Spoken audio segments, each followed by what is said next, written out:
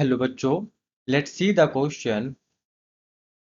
Prove that the interrupted of a tangent between two parallel tangents to a circle subtends a right angle at the center। तो सबसे पहले हम यहाँ पर question का की कॉन्सेप्ट देखते हैं। की कॉन्सेप्ट होगा हमारे पास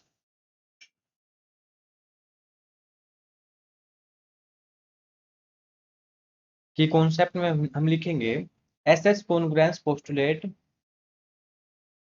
एस कॉन्ग्रुएंस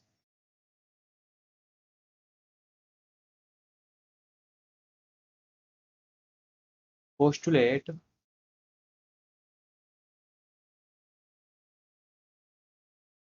एंड हम यूज करेंगे CPCT congruence rule.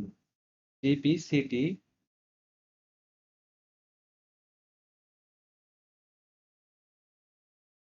Congruence rule. Now हमें क्वेश्चन में क्या क्या दिया हुआ है? हमें क्वेश्चन में दिया हुआ है एक्स वाई और X dash Y dash two parallel line होगी। तो यहाँ पर हम लिख रहे हैं क्योंकि यहाँ पर हमें क्वेश्चन में दिया हुआ है tangent between two parallel lines, tangent to a circle. तो सर्कल के ऊपर ये टू पैरेलल लाइंस है। तो मैं यहाँ पर लिखूंगा, इस लाइन को मैं नाम देता हूँ एक्स और एक्स डैश, और इसको नाम देता हूँ, सॉरी, एक्स और वाई लिखूंगा मैं यहाँ पर, एक्स और वाई।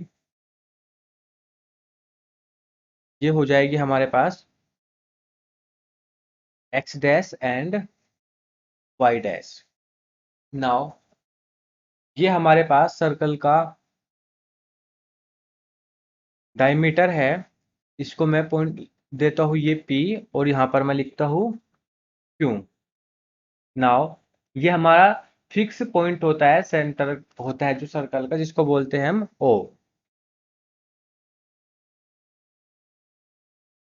ये यहाँ से सर्कल के सेंटर से रेडियस से होते हुए टेंजेंट को जो टच कर रहा है, इसको मैंने पॉइंट A दिया यहाँ पर नाम, और इसको मैं यहाँ पर नाम दे रहा हूँ, जो दूसरा पॉइंट है ये हो जाएगा B।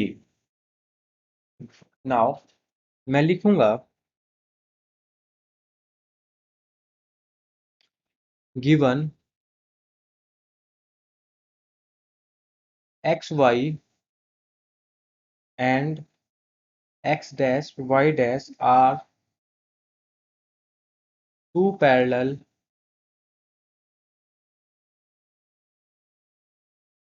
parallel tangents to the circle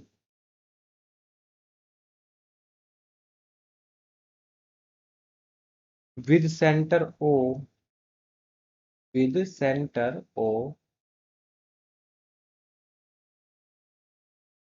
and AB, and AB is tangent at the point C, at the point C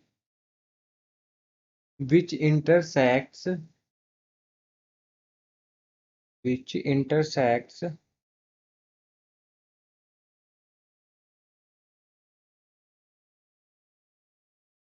XY at point A and X dash Y dash at B।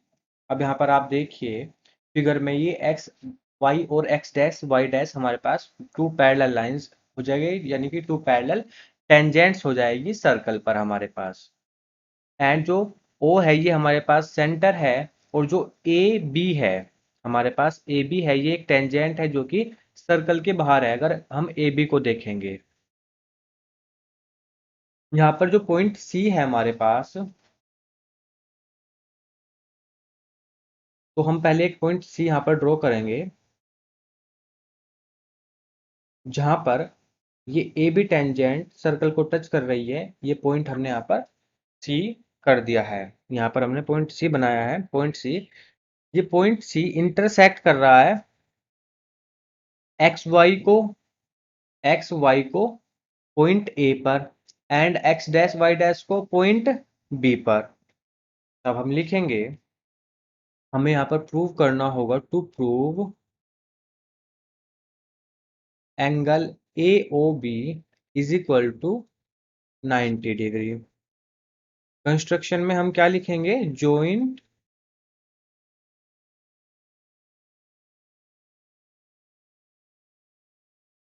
Construction में हम लिखेंगे join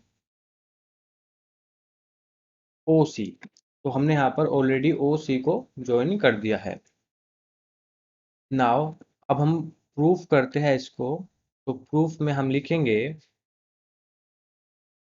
in triangle O P A and triangle O C A. तो आप यहाँ पर देखिए, ये triangle O P ए बन रहा है हमारे पास, और एक ट्रायंगल ओ सी और ए बन रहा है। यहाँ पर ये दो ट्रायंगल हमारे पास बन रहे हैं। इन दोनों ट्रायंगलों में हम देखते हैं, जब हम यहाँ पर देखेंगे तो OP होगा जो, वो हम OC के इक्वल रख सकते हैं। कैसे रख सकते हैं, ये OP है तो ये OC के इक्वल होगा, क्योंकि ये सेंटर की, सॉरी, ये सर्किल की हमारे पास रेडियस है। तो हम लिखेंगे रेडियस,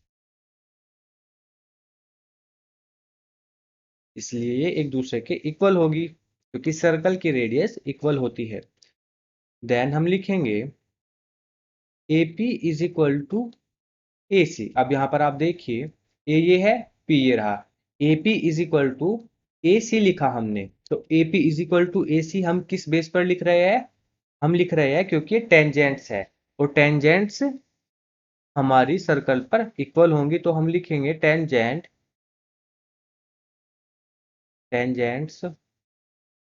फ्रॉम पॉइंट ए से दोनों टेंजेंट हैं। तब हम यहाँ पर लिखेंगे आगे, ए ओ इज इक्वल टू ए ओ। अब आप यहाँ पर देखिए, जो ये ए ओ है, ये दोनों ट्रायंगल में कॉमन है। तो ए ओ इज इक्वल टू ए ओ हमने लिखा क्योंकि ये कॉमन है। नेक्स्ट हम लिखेंगे ट्रायंगल ओ पी ए हमारे पास कॉन्ग्रेंस होगा ट्रायंगल ओ सी ए। कैसे होगा, by S S S congruence rule से।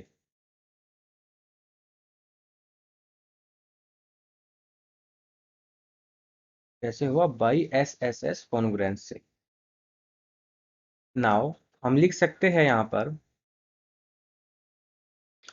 Angle P O A is equal to angle C O ए।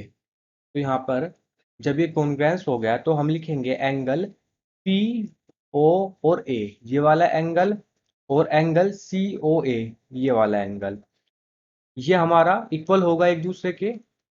ये हमारे पास एक दूसरे के इक्वल होगा, तो ये इक्वेशन फर्स्ट लिख दी हमने। ये कैसे होगा हमारे पास एक दूसरे के equal, bye CP/CT।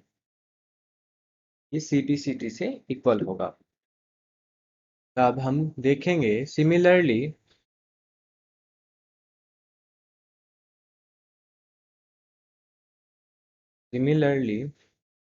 Triangle O B Q congruence होगा ट्रायंगल ओ सी बी के।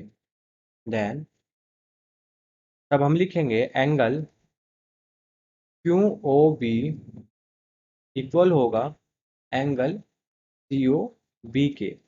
ये हमारे पास हो गई इक्वेशन सेकंड। नाउ अब हम देखेंगे P O Q is a diameter of the circle.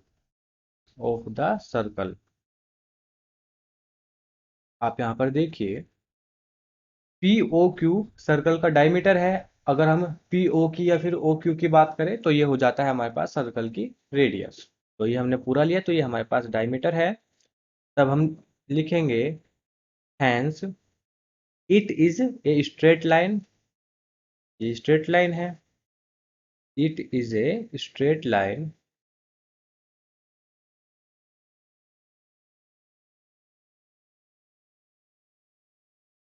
Now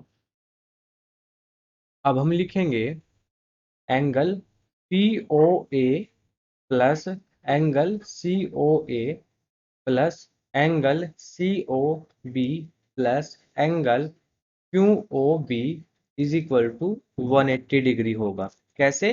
हम एंगल सम प्रॉपर्टी को यहाँ पर यूज कर रहे हैं।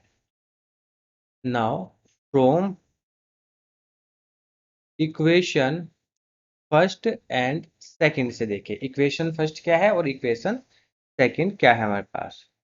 तो अब हम लिखेंगे it can be observe that it can B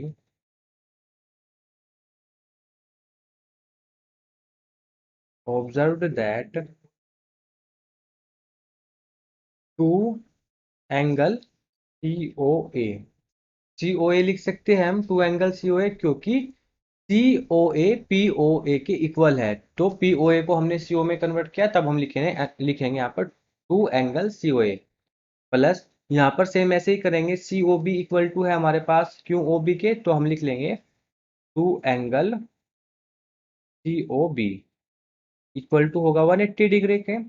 then यहाँ से ये टू और टू कॉमन ले लेंगे हम, तब हमारे पास बचेगा C O A plus angle C O B is equal to 180 upon two, जो कि हमारे पास 90 होगा।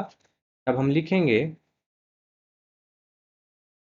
Angle C O A plus angle C O B is equal to 180, 180 को तो हम 2 से डिवाइड करेंगे, तब हमारे पास यहाँ पर आएगा 90 डिग्री। तब हमारे पास आएगा यहाँ पर 90 डिग्री, क्योंकि हमने यहाँ पर 180 को 2 से डिवाइड कर दिया है। तो C O A plus angle C O B 90 degree होगा। तब हम यहाँ पर लिख सकते हैं angle A O B, angle A O B की वैल्यू कितनी होगी? 90 डिग्री होगी। इसी तरह अब आप यहाँ पर देखिए, जो एंगल ए है, ओ है और बी है, इसकी वैल्यू कितनी होगी? 90 डिग्री की होगी, क्योंकि सी ओ ए, ये सी है, ये ओ है और ये ए है, और यहाँ पर सी ओ बी, ये दोनों मिलकर कितने 90 डिग्री के हैं। तो यहाँ पर एंगल ए ओ बी भी तो 90 डिग्री का ही होगा हमारे पास। तो हमने यहाँ पर यही लिखा और ये हमारा यहाँ पर प्रूफ हुआ। कैसे? So we have proved this question using SS congruence postulate and CPCT congruence rule. Hope you understood it well. Best of luck. Thank you so much.